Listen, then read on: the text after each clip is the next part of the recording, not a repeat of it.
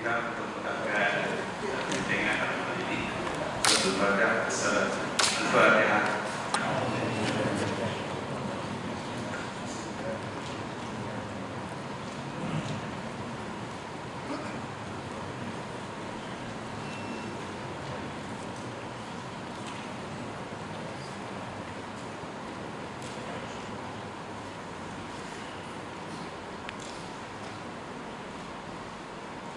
Berbahagia dan berfungsi dan pembangun berusaha di pemutaman pada fungsi masjid Jamek Bukit Dana Pesan dan kuasa sejarah pegawai masjid imam bila siap semua ahli jemaah masjid Jamek Bukit Dana yang hadir pada malam ini dan masyukur alhamdulillah pada malam ini dapat mengumpul untuk melaksanakan segi masyarakat agung tahunan yang mana yang patutnya dilaksanakan terlepas dan melaksanakan adalah segi PKP dan sebagainya.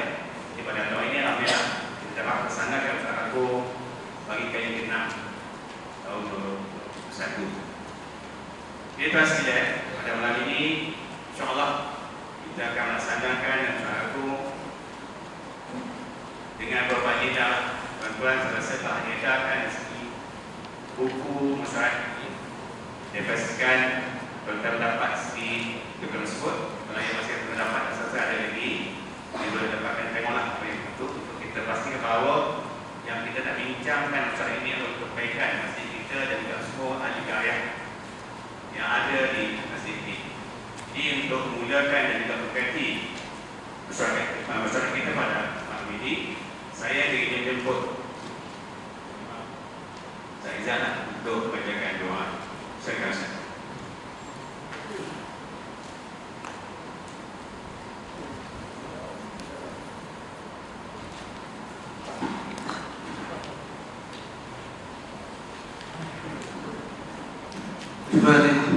أعوذ بالله من الشيطان الرجيم. بسم الله الرحمن الرحيم. الحمد لله رب العالمين الرحمن الرحيم مالك يوم الدين إياك نعبد وإياك نستعين اهدنا الصراط المستقيم صراط الذين أنعمت عليهم غير المغضوب عليهم ولا الضالين آمين. بسم الله الرحمن الرحيم. الحمد لله رب العالمين حمدا يوافي نعمه ويدافع نقمه ويكافئ مزيدا. يا الله يا ربنا لك الحمد كما ينبغي لجلال وجهك الكريم وعظيم سلطانك. اللهم إنا نحن عبيدك يا الله أبناء عبيدك يا رحمن ناصرنا في يدك ماض فينا حكمك عدل فينا قضاءك. نسألك اللهم بكل اسم هو لك سميت به نفسك أو علمته أحدا من خلقك أو استأثرت به في علم الغيب عندك أن ترزقنا الصحة والسلامة والعافية والمعافاة الدائمة في الدين والدنيا والآخرة. يا أرحم الراحمين برحمتك نستغيث يا الله. نستغيث بك يا رحمن نستغيث بك يا رحيم. أن تؤيدنا بتأييدك يا الله وأن تنصرنا بنصرك يا رحمن وأن تعافينا بعافيتك برحمتك يا أرحم الراحمين. ربنا آتنا من لدنك رحمة وهيئ لنا من أمرنا رشدا. ربنا آتنا في الدنيا حسنة وفي الآخرة حسنة وقنا عذاب النار. وصلى الله على محمد وعلى آله وصحبه وسلم والحمد لله رب العالمين. اللهم Terima kasih kepada Ustaz Rizal atas tadi. Kita sekalian kita akan mulakan acara ini dengan menjemput Wakil Datuk Fungsi untuk mengisikan masyarakat yang harapkan semua kita bincangkan ini untuk kita faedah bersama bagi meningkatkan visi imarah masjid kita. Jadi itu saya menjemput Datuk Fungsi untuk meneruskan masyarakat kita.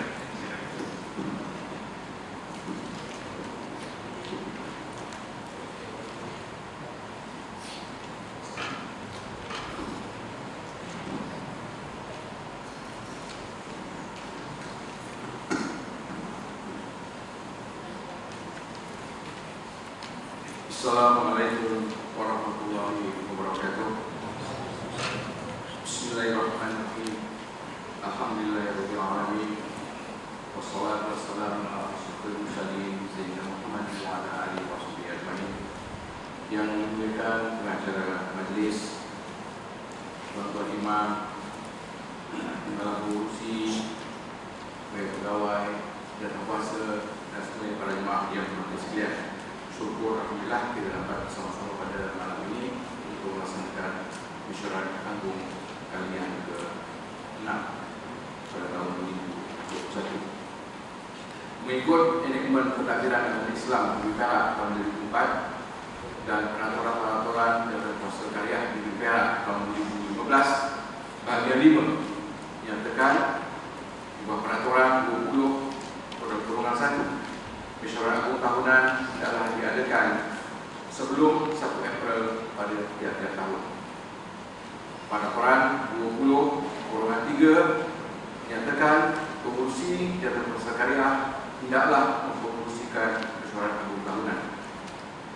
Manakala peraturan 20/5 nyatakan bahawa quorum mesyuarat agung tahunan hendaklah 2 kalikan bilangan anggota jabatan kuasa karya yang berumur sekurang-kurangnya 14 tahun. Jadi untuk memastikan peraturan ini diikuti, saya minta tolong Tuan Penerus Diusaha, Tuan Azaini kita untuk mengira dengan tepat, dengan betul bahawa jemaah kita bilangannya adalah lebih daripada 38 orang untuk kepastian.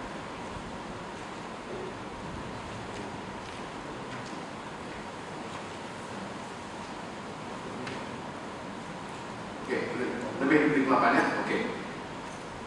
Baik, oleh kerana kita telah tapi quorum yang diperlukan, maka saya sebagai pengurusi jabatan kuasa karya Masjid Jami' Bukit Jana mendapati bahawa peraturan-peraturan tersebut telah dipatuhi sebelumnya dan dengan ini mengisytiharkan mesyuarat agung tahunan Masjid Jami' Bukit Jana kali ke-6 dari tahun 2021 dengan semuanya dibuka. Sebagaimana diperuntukkan dalam peraturan 23 peraturan dan sukarya 2015 tersebut, maka saya akan mengurusikan mesyuarat agung tahunan ini daripada mula sampai ke akhir insyaAllah. Dan mesyuarat dimulakan dengan agenda yang pertama, iaitu ucapan pengurusi.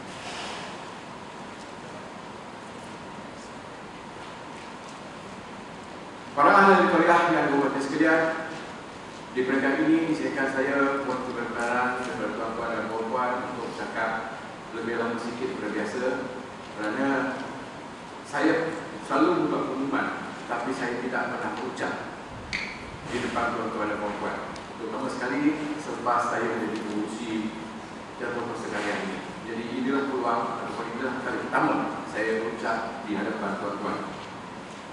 Perkara yang pertama yang saya sentuh di sini ialah mengenai mission dan vision Masjid Jami' Bukit Jana ini, dan kita semua mengharapkan bahawa apa yang kita wujudkan dalam komuniti dan masjid kita ini ialah mewujudkan ahli karya ataupun insan yang berilmu, beramal dan berakhlak. Itulah matlamat atau tujuan kita.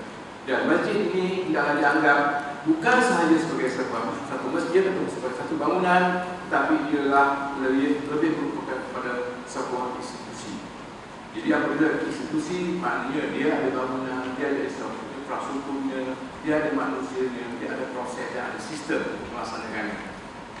Dan sama-samalah kita menjalankan fungsi masing-masing supaya institusi masjid Bukit Jana ini berjalan sebagaimana yang kita perlukan bagi mencapai matlamat kita sebagaimana yang saya katakan tadi, berilmu, beramal dan berakhlak.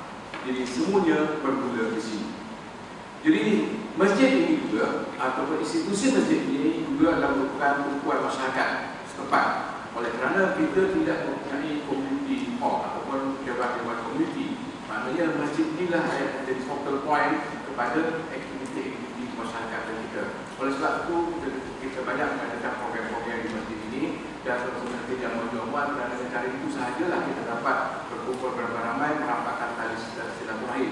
Kalau kita ada dewan, kita buat dewan, tapi bila kita tak ada dewan, maka kita gunakan masjid sebagai dewan kita. Jadi itulah Dewan Terbuka kita. Jadi semua sekali dijemput untuk hadir. Jadi kita bersama-samalah mengimarahkan masjid kita ini dan mengembalikan dan melaksanakan fungsi asal masjid. Yang saya dapat pertama sekali adalah fungsinya ialah ubudiah. Ubudiah di mana ibadah dan penghambaan diri kepada Allah. Oleh kerana itulah kita banyak mendengar program-program seperti solat-solat seperti fardu dan solat-solat yang khusus, hari raya dan sebagainya, sebagai satu fungsi dan sebagai tuntutan kita sebagai hamba Allah. Yang kedua ialah tarbiyah, iaitu pendidikan dan pengasuhan.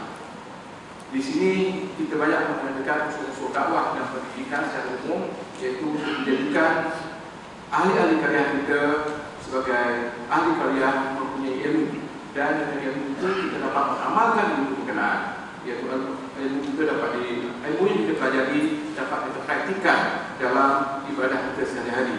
Dan macam yang ada di TV itulah yang menggunakan slogan. Slogan adalah betulkan yang biasa dan biasakan yang betul. Jadi itulah fungsi kuliah dan pengajian yang dijalankan supaya kita dapat membetulkan ibadah kita dengan ilmu yang kita dapati daripada kelas-kelas dan pengajian yang kita jalankan. Dan dengan cara itulah sahaja kita dapat mencapai hasrat supaya kita dapat mewujudkan Islam yang kelak yang terpuji. Jadi itulah harapan saya. Dan yang ketiga ialah fungsi ijtimaiyah, iaitu kemasyarakatan, yang ini meliputi perkara-perkara berkaitan dengan kebajikan dan sosial, hubungan antara manusia di dalam karya kita. Jadi itu juga adalah fungsi utama masjid kita. Jadi pertama ini adalah ubudiyah, tarbiyah dan ijtimaiyah. Tiganya. Kalau kita dapat laksanakan yang tiga-tiganya, insyaAllah masjid kita akan menjadi tempat kita bersantai, tempat kita beristirahat, tempat kita beribadah, tempat kita berinteraksi, dan tempat kita mewujudkan satu masyarakat yang peduli, yang peka pada sekeliling. Jadi kita dapat mewujudkan satu konsep kepedulian di dalam masyarakat. Jadi masing-masing kita, sama ada kita sebagai pegawai, kita sebagai jawatan, kita sebagai ahli karya secara umumnya, diharapkan dapat menjalankan fungsi atau peranan kita masing-masing. Tidak ada yang lebih penting daripada kerjasama antara kita. Tidak ada yang tinggi, tidak ada rendah, tidak ada setara. Kita semuanya sama saja.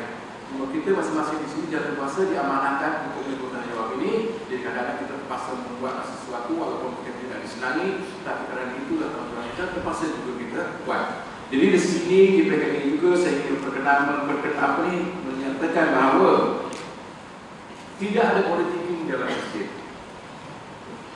Kita masing-masing boleh mempunyai pahaman politik yang berbeza-beza, tetapi dalam masjid semuanya sama dan semuanya adalah dibuat. Dan dengan cara itu saja kita dapat menunjukkan masyarakat yang bersatu padu dan keharmonian dapat dijaga di dalam masyarakat. Di masjid ini adalah merupakan tempat kita mendapat hikmat dan bakti, mencari keredaan ilahi, dan bukan merupakan tempat kita melakukan hubungan ataupun mempunyai personal agenda. Jadi itulah sebenarnya fungsi kita, dan saya harap kita dapat menghargainya dan masing-masing akan dapat menjalankan tanggungjawabnya. Okey, sekarang yang kedua ialah sebuah overview program dan aktiviti. Walaupun mungkin ada laporan-laporan, tapi saya ingin mengutus secara umum bahawa masjid ini telah diserahkan kepada kita oleh JKA pada bulan 7 tahun 2019. Jadi pada sebelum tahun 2019 aktiviti kita tak banyak kerana kita pada waktu itu berumah tangga di Surau Bodoh Hidayah. Jadi kita terima kasih pada pihak pengusaha Surau yang telah memberi kendaraannya. Dan pada tahun 2020 sepatutnya dan bersorak dalam kita, tetapi COVID pula telah melanda, maka kita juga tidak dapat mengadakan mesyuarat agung pada tahun 2020. Jadi semua aktiviti pada masa itu telah berhenti, melainkan aktiviti biasa. Malahan aktiviti yang solat-solat fardu pun sebenarnya kita tak ada. Hari raya tak ada, hari raya Fitri pun tak ada, dia ada tak ada pakai dulu ya. Jadi banyak perkara-perkara kan. yang kita tak boleh buat. Dan kebetulan pula pada masa itu tak tahu genap setahun daripada kita diserahkan bangunan ini, pengurusi kita pula telah berhenti pada bulan 7 tahun 2020 kan. Tuan New York berhenti pada bulan 7 tahun 2020, genap setahun selepas masih diserahkan. Sama ada memang Tuan New York menunggu setahun baru dia berhenti, kita tak tahu lah. Tapi sejak itu, dan saya mengambil alih jawatan pengurusi ini mulai daripada 15 dan 8 tahun 2020. Jadi pada masa itu juga COVID masih lagi kuat di tempat kita. Jadi kita hanya dapat meneruskan program-program sebagaimana yang biasa sahaja, tidak program-program yang extraordinary. Bagaimanapun, sebagaimana yang tuan-tuan dan puan-puan dimaklum, banyak juga selama tempoh ini, banyak juga program-program yang telah buat, terutama sekali berkaitan dengan ibadah dan pengajian dan juga perkhidmatan kemasyarakatan. Jadi di antara perkara yang meliputi di dalam kuliah-kuliah pengajian kita ialah topik-topik yang berkaitan dengan tauhid dan akidah, fiqh dan Al-Quran dan hadis.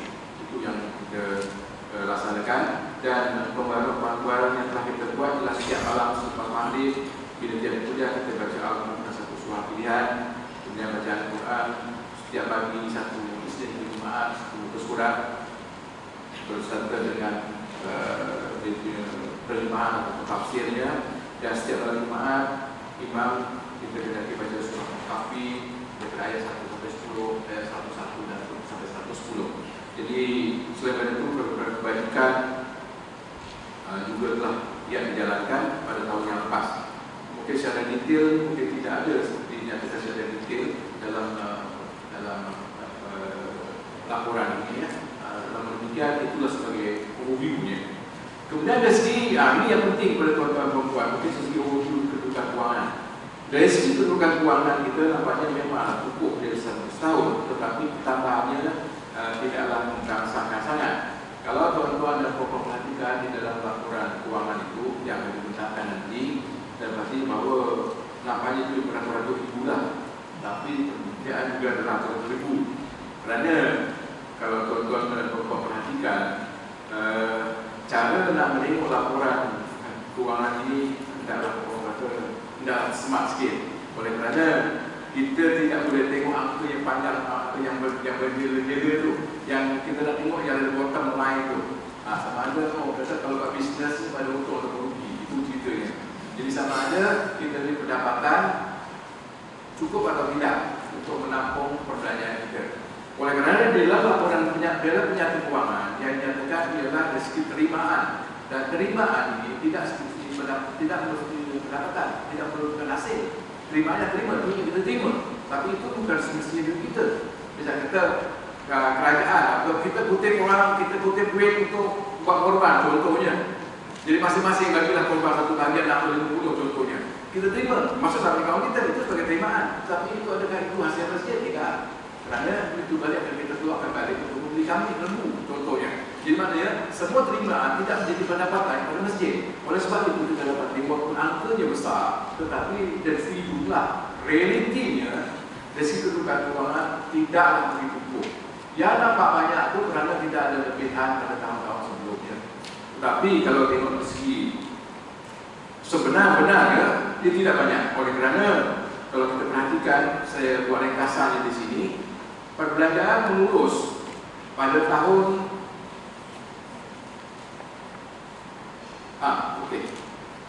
penerimaan ya pada tahun 2019 ialah 445,000. Saya genapkan saja ya.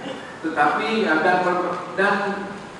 dari segi akaun am, dari segi akaun pembangunan 425,000. Tetapi dari segi perbelanjaan mengurus 243,000, pembangunan 409,000.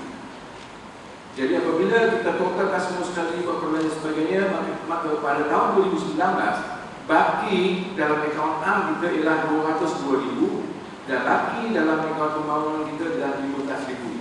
Jadi di akhir tahun 2019 duit kita 218,000. Bottom line kita situ. Kalau tengok. Kemudian pada tahun 2020, penerimaan pada tahun 2020 akaun am ialah 533,000 termasuk yang carry forward 202,000 tadi itu dicampur dengan 331,000 pada tahun 2020 menjadikannya 533.370. Dan terimaan dari akaun pembangunan balance tahun lepasnya 15.000 dan terimaan pada tahun 20 8.500 saja. Maknanya akaun pembangunan pada tahun 2020 ialah 24.000. Itu overview ya. Maknanya kalau dari segi perbelanjaan mengurus untuk pembangunan, kita dapati bahwa perbelanjaan mengurus 319.387, manakala perbelanjaan pembangunan ialah 8.111. Jadi bagi AM ada 29.000 dan bagi pembangunan ada 16.000. Jadi jumlah bagi di akhir tahun 2020 ialah 230.286. Itulah ada duit di bank pada akhir tahun 2020, berarti 12. Kemudian walaupun tidak disyaratkan di dalam Syurah Agung ini untuk kita membentangkan kebutuhan keuangan semasa, tetapi untuk menunjukkan bahawa kita tulus dari segi perbelanjaan kita dan sebagainya, maka di dalam laporan keuangan itu, di dalam laporan habis ini juga kita sebutkan perbelanjaan bulan Januari dengan bulan Februari untuk menunjukkan dan menunjukkan keuangan semasa. Jadi kedudukan keuangan semasa kalau kita dapati bahawa dalam akaun AM kita ada Rp129.143, manakala dalam akaun pembangunan kita ada Rp114.000. Jadi di akhir bulan Februari, bulan lepas ya, kita mempunyai duit sebanyak Rp243.000. Namun demikian,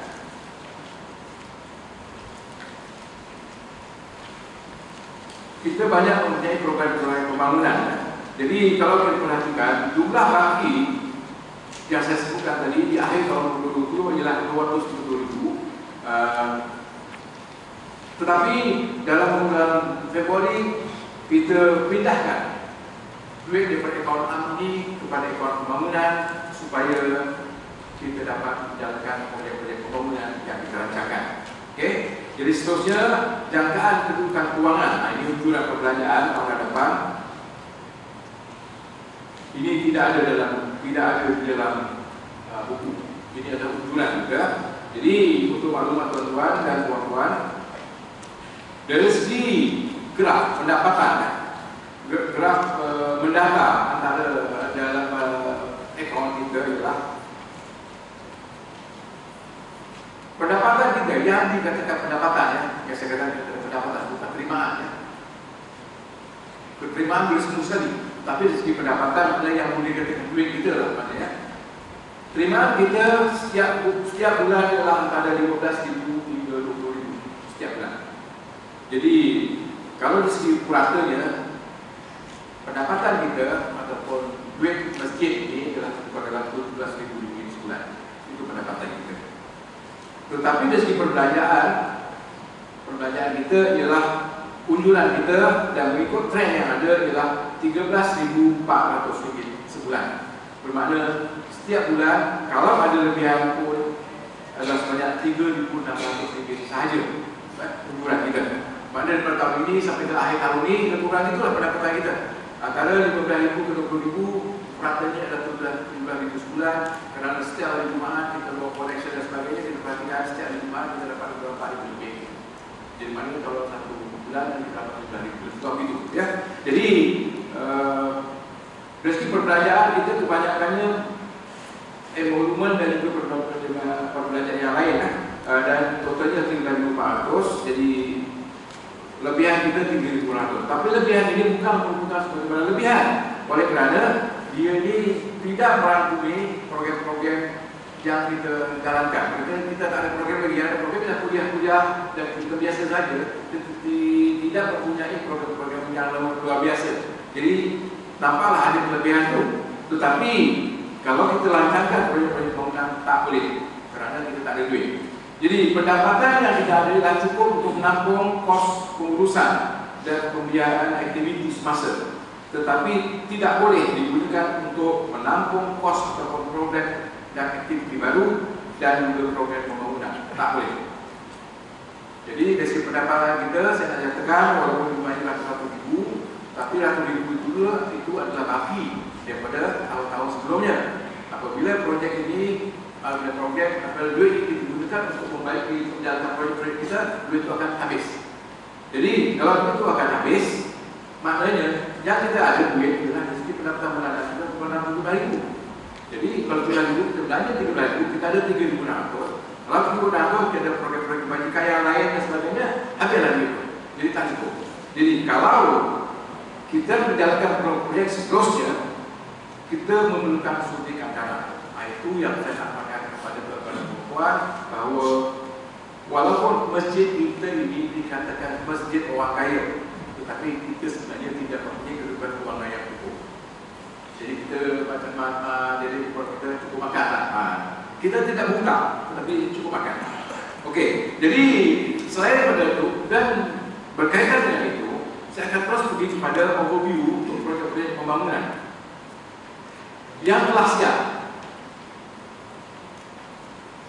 Kita pembelian-pembelian kita buat adalah macam meja makan di aluminium tu, kemudian sinki, kafe kita, kemudian penghadang bilik air, lelaki, long horn speaker, sound system, information monitor, CCTV. Tuan-tuan keseluruhan bangunan kita terlebih ini adalah kita ada CCTV. Jadi kalau ada apa, walaupun kita tak tunjukkan, sekali-sekali kita nampak skrin tu, sebenarnya banyak kamera kita pusing keliling supaya ke kaki belakang-belakang semua kita ada CCTV. Jadi dari segi keselamatan, maknanya kalau ada sesuatu yang lalu kita boleh monitor dari segi itu. Kemudian kita juga ada wifi dan kita ada berikan peralatan untuk kebersihan dan sebagainya. Dan untuk akan datang, kita akan mengadakan penghadang untuk bilik air wanita itu. Kemudian kita akan menggunakan bidai, terus kita akan gunakan untuk pada Ramadan. Dan Ramadan ini kita dapat maklum tadi bahawa PKPP kita dilanjutkan sampai 14 hari bulan ya, sampai 14 bulan 4. Kita puasa 13 hari bulan. Maknanya kita tidak akan ada instruction yang baru. Kalau tak ada instruction baru, maknanya 13 dan 14 hari bulan kita boleh buat solat. 12, 13, 14 dah boleh buat solat tarawih. Maknanya puasa dilanjutkan tanpa ada perubahan, maknanya kekal. Jadi mana kita boleh buat. Kalau tahun lepas tak boleh, tahun ni maknanya yang popular 3 hari tentu boleh lah. 12, 13, 18 dah tentu boleh buat tarawih. Okey. Jadi yang itu kita tetapkan bahawa pihak perempuan akan di sebelah kanan sampai ke belakang sana. Lelaki akan di sini dan sini dan di sebelah belakang. Jadi perempuan di sebelah luar semua saya suka. Jadi tak ada campur-campur kan. Kalau sekarang ni kalau tidak, kalau perempuan kat dalam ni pula, kadang nanti ada lelaki di belakang, kan jadi payah. Jadi sebenarnya kita adilkan semua sekali, perempuan sebelah kiri ini, sebelah kanan saya lah, daripada pintu nombor 2 ni sampai ke belakang tu dah separuh pada ni. Jadi dianggarkan dapat menampung seramai 150 orang jemaah wanita dan muslimah. Boleh kita tampung semasa solat tarawih kita, insyaAllah. Kemudian dan juga kita bahas ya. Kemudian projek-projek yang besar. Yang ini yang mungkin menjadi tanda tanya dan pihak tuan-tuan dan puan mungkin akan punya tanda tanya. Saya cakap banyak sikit kerana apabila saya dah cakap ni, dia tak banyak soalan lagi pula. Oleh kerana saya dah terangkan kan. Jadi itu adalah cara untuk memediakan soalan. Bila saya terangkan, tuan-tuan datang bertanya pasal dah terangkan lah. Okey, dari sini projek besar. Pos sebelah depan tu yang kita kata nak buat untuk mengelak tepias sebenarnya tak terbuat-buat. Oleh kerana kita dah buat dah plan-plan sebenarnya, kita termesti bahawa bangunan ini oleh kerana ia telah dibina oleh JKA, maka dia perlu ada JKA. Jadi sendirilah pula. Okey. Kemudian kita dah buat plan siap-siap untuk bilik pengurusan jenazah. Kita overlook pula dah. Kita nak buat kat sebelah sana pastor ni, rupanya tak sesuai pula dah. So kita kena balik pindah ke tempat asal sana. Dah pindah, jadi berdelay lagi. Jadi walaupun bagaimanapun saya seboleh-bolehnya dengan pihak Jawatankuasa, khusus sekali Jawatankuasa Pembangunan yang diketuai oleh timbalan pengurusi kita, Tuan Kapal Zaman, Seterusnya NTT ya, dapat memberikan jasa baik pada pertanian ini untuk buat plan arkitek yang baru.